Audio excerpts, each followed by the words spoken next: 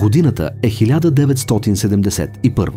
В подземието на университета в Стенфорд психологът Филип Зимбардо решава да провери какво ще стане, ако поставим напълно нормални хора в условия, които наподобяват затвор. Целта е да се разбере кое е по-силно – личността или ролята, която средата налага. Като част от експеримента 24 студенти са разделени на две групи – пазачи и затворници.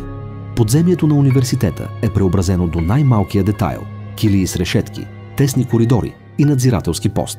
Затворниците получават груби униформи и вместо имена – номера. Те са арестувани от полицията по сценарии, закарани с патрулка и оставени в затвора. Пазачите получават униформи, палки и тъмни очила, които скриват очите им и ги правят безлични. През първите 2 дни всичко изглежда под контрол. Пазачите изпълняват ролята си сравнително спокойно, проверяват реда, раздават заповеди, но в рамките на сценария. Затворниците пък приемат задачата като част от играта. Подчиняват се, шегуват се помежду си и атмосферата изглежда почти репетиран експеримент. Но на 3-я ден обстановката се променя. Затворниците започват да се бунтуват, блокират вратите с леглата си, отказват да изпълняват нареждания. Реакцията на пазачите е незабавна.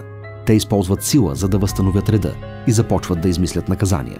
Някои затворници са лишавани от храна, други са принудени да стоят изолирани. За първи път в групата се появява разделение. Послушните получават привилегии, а непокорните са сурово наказвани. От тук нататък експериментът се пречупва. За всеки изминал ден напрежението расте. Пазачите стават все по-строги и започват да проявяват садистично поведение. Налагат унизителни правила, карат затворниците да изпълняват безсмислени и тежки задачи. Затворниците от своя страна започват да губят контрол над емоциите си. Някои плачат, други изпадат в паника, а един е изведен преждевременно заради психически срив. Експериментът е планиран за 14 дни, но още на 6-тия е прекратен. Причината – не само защото ситуацията излиза извън контрол, а защото дори самият Зимбардо, който играе ролята на надзирател, започва да губи обективност. Нужно е външно напомняне от негова колежка, за да осъзнае, че поставя студентите в реална опасност. Изводът е стряскащ. Не е нужно човек да е жесток, за да извърши жестокости. Достатъчно е да му се даде власт, униформа и контекст, който оправдава действията му. Surprised, even no, I was dismayed to find out that I could really be that I could act in a manner so absolutely unaccustomed to anything I would even really dream of doing, and while I was. Няколко години по-рано друг психолог поставя въпрос, който е дори по-тревожен. Докъде сме готови да стигнем, когато някой авторитет ни нареди? Това е експериментът на Милграм. В Йейлския университет психологът Стенли Милграм е воден от едно ужасяващо любопитство. След Втората световна война много хора оправдават участието си в зверства с думите «просто изпълнявах заповеди». Но наистина ли обикновените хора могат да причинят болка, само защото някой им го казва? Участниците вярват, че участват в проучване върху паметта. На тях им е казано, че са в ролята на учители. От другата страна на стената е ученикът, който всъщност е актьор. Неговата задача е да запомня списъци с двойки думи и да ги повтаря. Всеки път, когато сбърка, учителят трябва да натисне бутон на машината и да му подаде електрошок. В началото ученикът отговаря сравнително правилно, но постепенно започва да греши все по-често. По сценарий. Всеки път, когато сбърка, учителят натиска следващия бутон. Машината издава звук, а ученикът реагира. Първо с леко стенание, после с по-силни викове, накрая с отчаяни молби. Моля ви, спрете, не мога повече. С напредването на експеримента напрежението расте. Ученикът започва да крещи, удря по стената и отказва да отговаря на въпросите. Правилото обаче е ясно. Мълчанието също се брои за грешка и наказанието продължава. Много от учителите изпадат в силно вътрешно противоречие. Ръцете им треперят, някои се смеят нервно, други молят експериментът да бъде прекратен.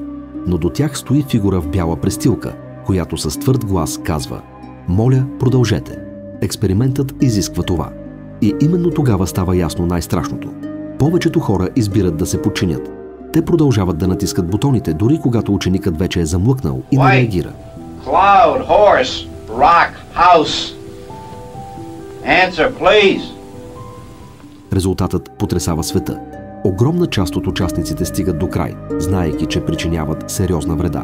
Изводът е ясен. Не е нужно човек да е зъл, за да направи зло.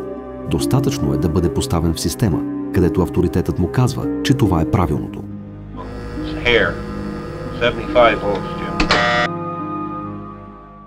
След като експериментите на Зимбардо и Милграм показаха как властта и авторитетът могат да изкривят поведението на възрастните, третият случай ни отвежда още по-дълбоко в самото начало на живота. Той поставя въпроса: как се раждат страховете, които носим като възрастни? Това е експериментът с малкия Албърт. През 20-те години на 20 век в университета Джон Хопкинс, психологът Джон Уотсън и неговата асистентка Розали Рейнер искат да докажат, че емоциите, като страха, не са вродени, а могат да се научат чрез манипулация. Тяхната хипотеза е смела. Ако можем да накараме едно дете да се оплаши от неутрален обект, това ще покаже, че много от нашите реакции са резултат от условно обучение, а не от природата. Главният герой е бебе на едва 9 месеца, наречено малкият Албърт. В началото той е спокоен, любопитен и не показва страх. Докосва бял плъх, играе с заек и дори с куче, без тревога. Всичко изглежда невинно. Тогава започва същинската част на експеримента. Всеки път, когато Албърт посяга към белият плъх, изследователите удрят силно метална тръба точно зад гърба му. Звукът е рязък, силен и плашещ. Бебето се стряска и започва да плаче. Процедурата се повтаря многократно. Постепенно се изгражда нова връзка. Бялото животно вече предизвиква сълзи и страх, дори когато шумът липсва. Но ефектът не спира до тук. Страхът започва да се обобщава. Албърт вече плаче не само при вида на плъха, но и когато му покажат заек, куче или дори кожено пълто. В някои случаи той се разстройва дори при вида на бяла брада, защото напомня на животното. Това е ясна демонстрация на принципа на генерализация, когато един научен страх се разпростира върху всички сходни стимули. Резултатите са стряскащи. Експериментът показва, че дори фундаментални емоции като страха могат да се изградят чрез асоциация. Но това идва на висока цена. Малкият Албърт никога не се съвзема, а съдбата му след експеримента остава неясна. По днешните стандарти подобен опит би бил немислим заради тежките етични нарушения. И все пак неговият урок остава. Страховете ни не винаги са вродени, често са плод на преживявания и асоциации. А щом са научени, те могат и да бъдат отучени. Това знание е в основата на съвременните терапии за фобии. Там, където разбираш, че умът ти е приел страха, а като еквивалент на това ти можеш да го отхвърлиш.